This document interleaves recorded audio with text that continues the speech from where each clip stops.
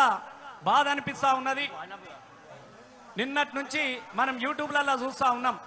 పండు ముసలి నుంచి పసిపిల్ల వరకు మళ్ళీ సారు కావాలి, కారు కావాలి, తెలంగాణ రావాలి, మళ్ళీ మేము బతకాలన్నటువంటి ఆలోచన ఇలా ప్రతి వాళ్ళ మనసులో మనకు కనబడతా ఉన్నది. మీకు ఒక చిన్న పాప,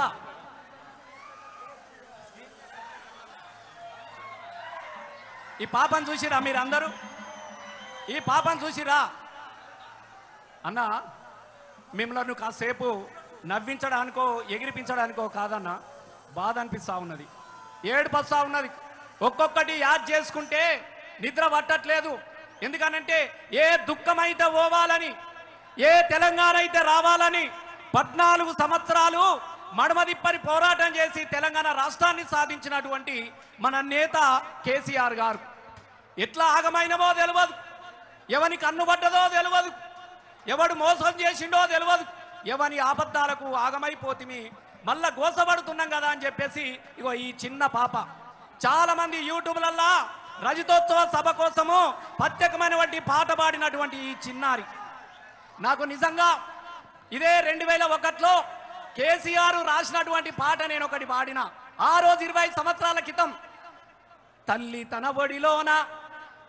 తన ఒడిలోన నిద్రవం అంటుంటే పండు ఎన్నెలతోటి పాసాలాడుతుండు, తెల్లారేసరికి తెలంగాణ కావాలండు, మందెంట పోతుండే ఎరమందా వాడు ఎవ్వరి కొడుకమ్మ ఎరమందా, చిన్న పోరగాడే ఎరమందా, తెలంగాణ జెండా పట్టే ఎరమందా, చిన్న పోరగాడే ఎరమందా, తెలంగాణ జెండా పట్టే ఎరమందా.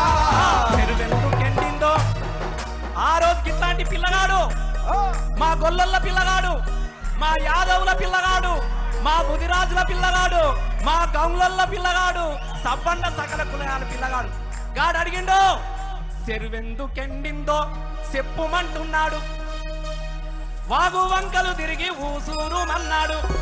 గా వాగు వంకలు నింపినటువంటి కేసీఆర్ సారు ఇలా ఎందుకు లేడని చెప్పేసి ఈ చిన్న పాప అడుగుతా ఉన్నది. మా చెరువులు నింపినటువంటి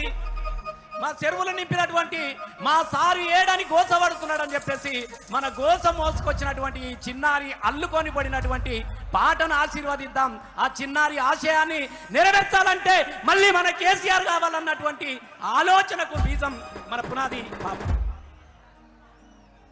ఆగమైపోతున్నది తెలంగాణ అంధకారంలో ఉన్నది.